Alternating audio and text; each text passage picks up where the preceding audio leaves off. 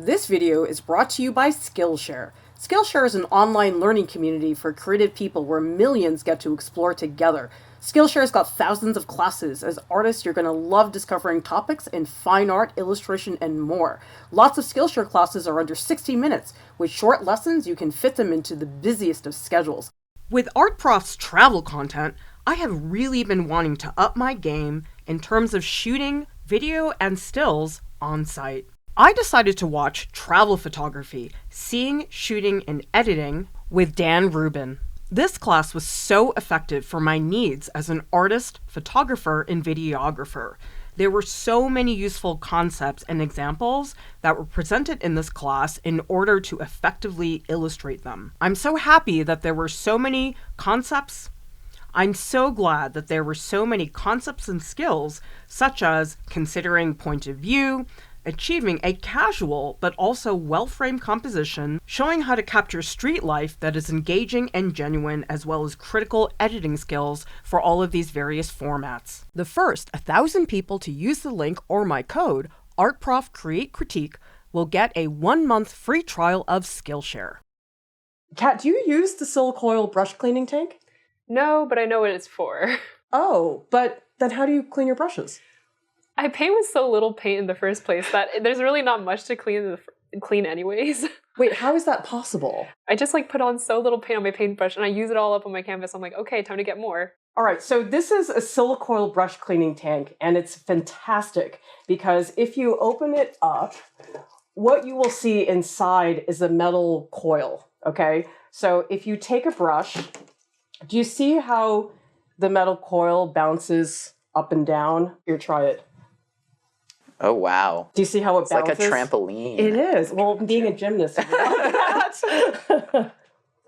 So the idea behind the tank is that, let's say your brush is all gooked up with tons of oil paint. So now you bounce your brush up and down on top of the silicoil trampoline like this.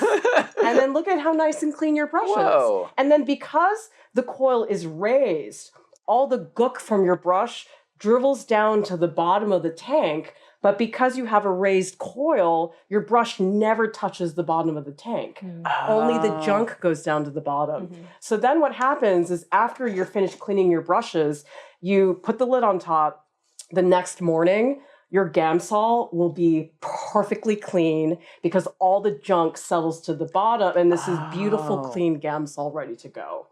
How do you clean one of these? You don't. You bring it to hazardous waste. Okay, then you just have to buy a new one every time. You have to buy one. But the thing is, they last a really long time. Like, you could probably use this. Well, I mean, it depends on how much you paint, but if you're taking a painting class, you would not finish it. I really use them until they're, heavy with oil paint at the bottom.